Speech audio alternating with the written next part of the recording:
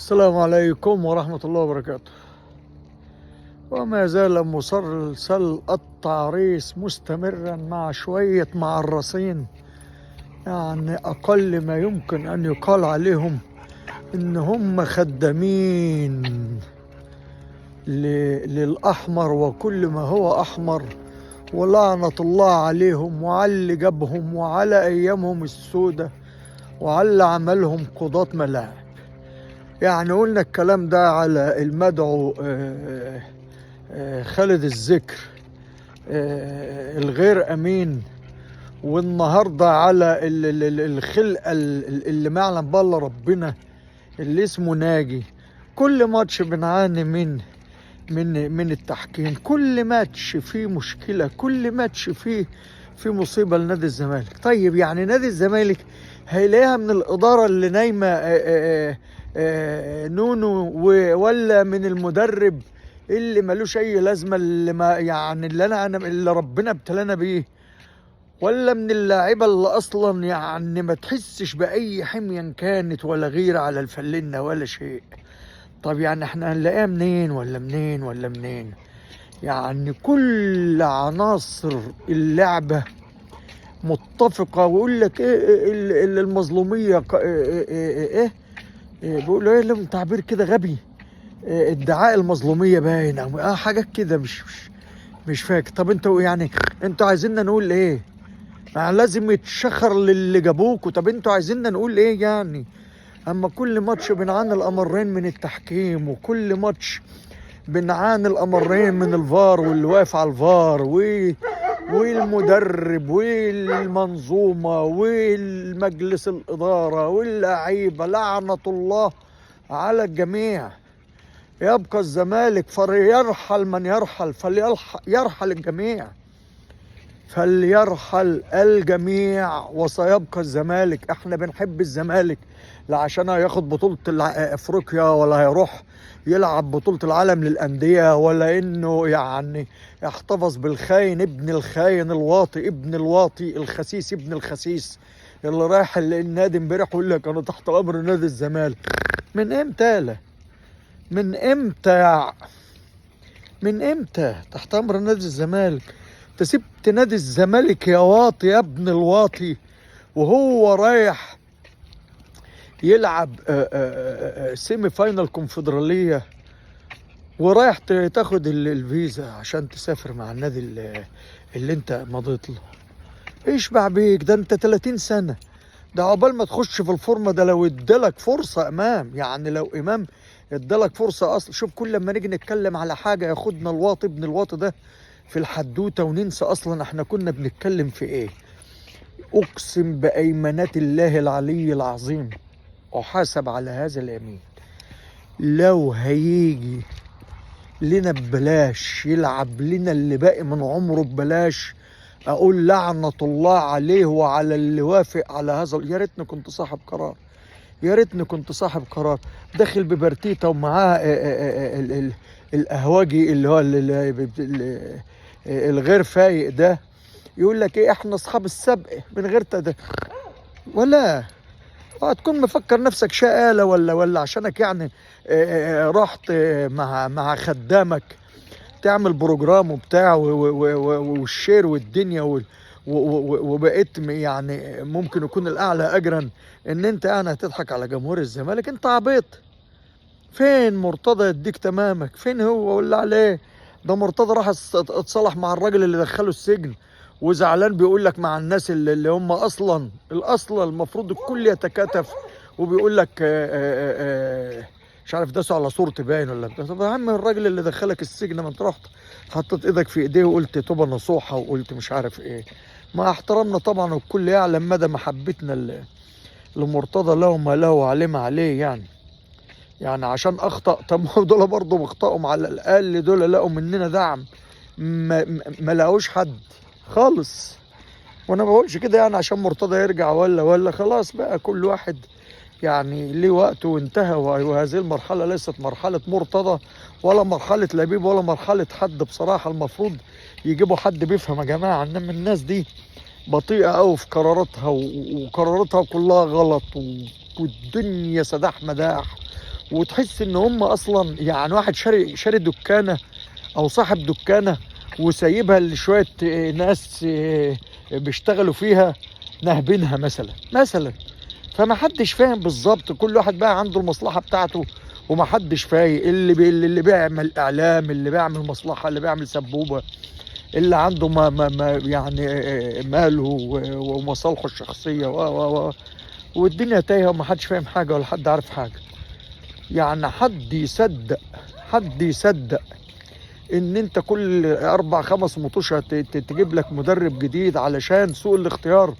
يمكن مثلا ايام مرتضى كان بيعملوها علشان العند مثلا، او دي دماغ مرتضى. طب دلوقتي في ايه يعني؟ دلوقتي سوء اختيار فج. يا عم خلص، يا عم هات اي حد يمسك.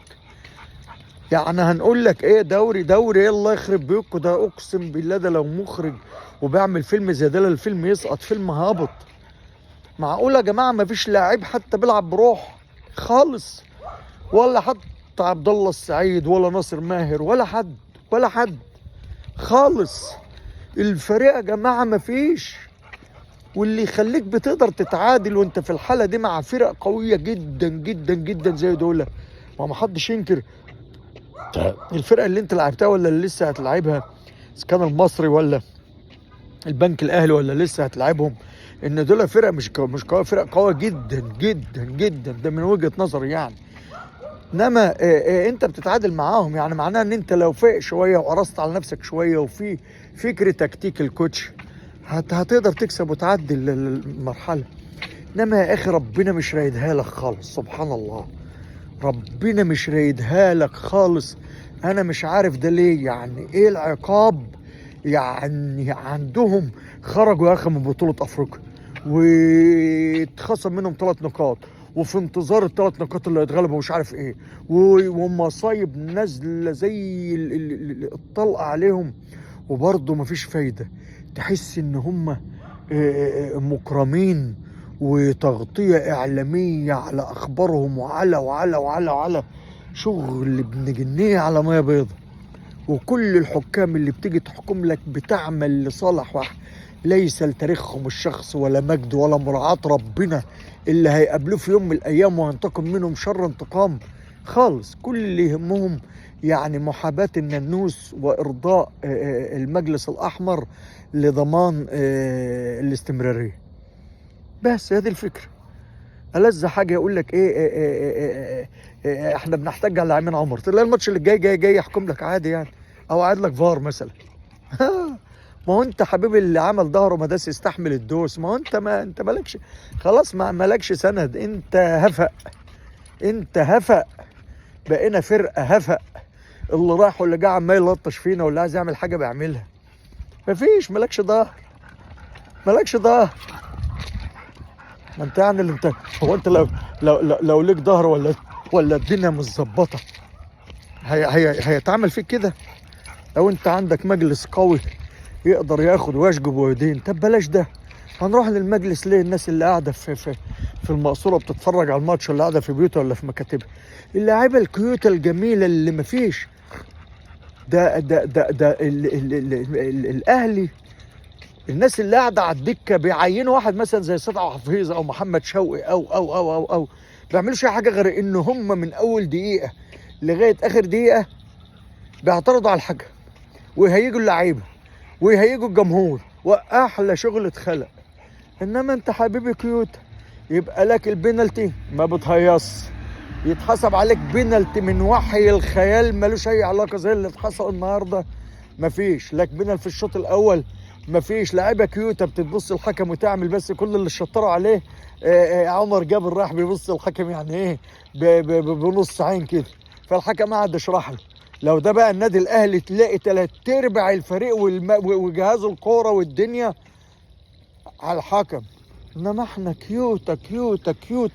على فكره ده مش من دلوقتي، ده انا بقول من زمان الزمن في هذه الحدوته الفجه اللي ملهاش حل يا جماعه. يعني غلبت، ارموا بلاكم. شوفوا النادي الاهلي بيعمل ايه، شوفوا كان الناس اللي بره على الدكه بتعمل ايه، شوف اللعيبه بتاعتهم بتعمل ايه بمناسبه ومن غير مناسبة. تلاقي الجماهير بتاعك طلقه بيخلوا الحكم يهر على نفسه. انما انتوا جمال الحكم يعمل اللي هو عايز ايه. اوكي، ما احنا ملناش امل. كونش امل ايه؟ الفرص عماله بتجيلكوا عشان تسطروا تاريخ، واحده تلو الاخرى تلو الاخرى تلو الاخرى. والذ حاجه يطلع مثلا مين؟ شادي عيسى وكل الناس يقول لك لو كسبنا ممكن ناخد الدوري. لو اطلع انا اقول لهم يا جماعه، رغم ان انا يعني من اكبر مشجع او بعتبر نفسي اكبر مشجعي نادي الزمالك في الكوكب، بس الزمالك مش هيكسب. قلت الكلام ده في ماتش المصري، ويعني قلت لنفسي اقسم بالله انا يمكن تقريبا كل يوم بعمل فيديو ما عادش بنزله. قرفت ما عادش بنزل فيديوهات، قرفت خلاص.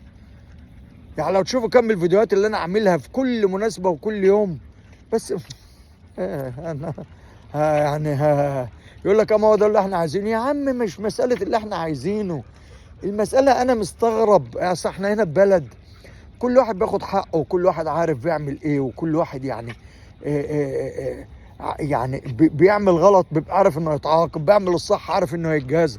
انما عندكم انتوا مفيش، انتوا وان واي، اتجاه واحد، محاباة النادي الاهلي وكل ما يهم النادي الاهلي، وخرع على اي حد تاني واي مصالح تخص مصر ومنتخب مصر وتاريخ مصر، ولا شيء يعلو فوق مصلحة النادي الاهلي.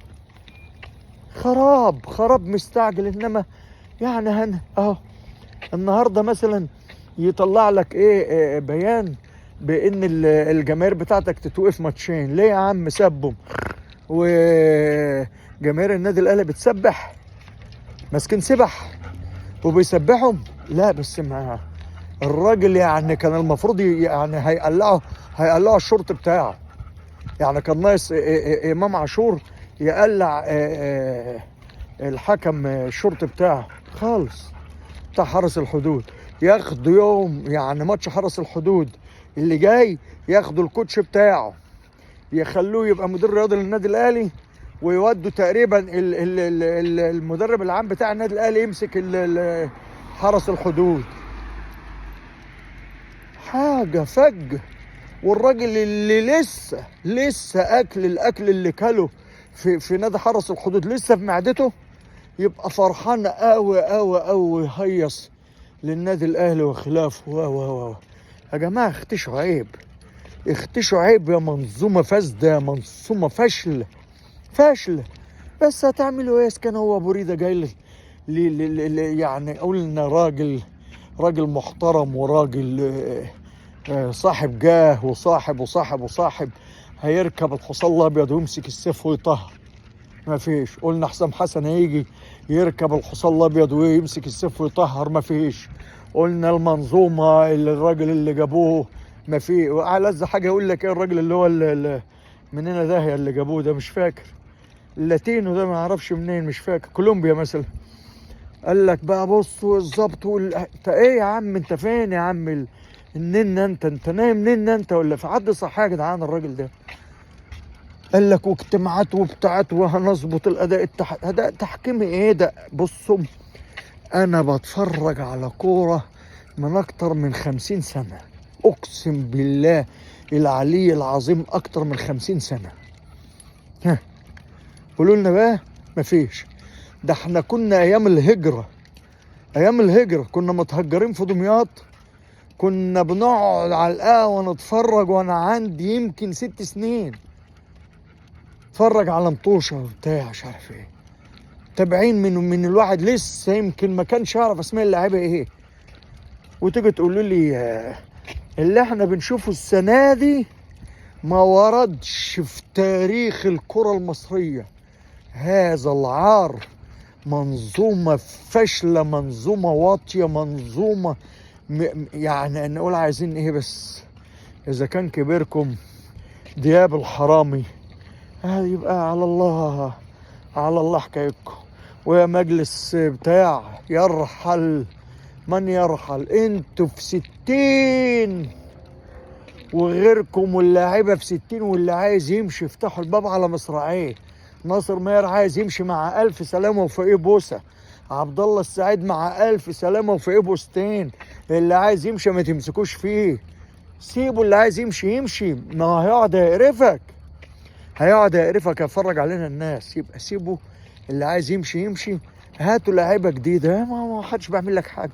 على الاقل يمكن اللي جاي عايز يثبت حضور ويثبت كيان ويعمل اسم، بدل الناس اللي شبعت دي وشايفه مصلحتها في مكان تاني. يغوروا يا عم، يا عم يغوروا. قرفتونا ومجلس ضعيف وحاجه بصوا، سيبوا الدنيا للجناين والميدو والحزم، اقسم بالله يدوروه. انتوا يا جماعه دول شخصيات تقيله. الجنايني وميدو وحازم شخصيات تقيله تقدر تدير نادي الزمالك، بس سيبوهم. ما يقعدوش كل لما يطلعوا توصيه منتظرين الموافقه منكم او لا. كم قرف.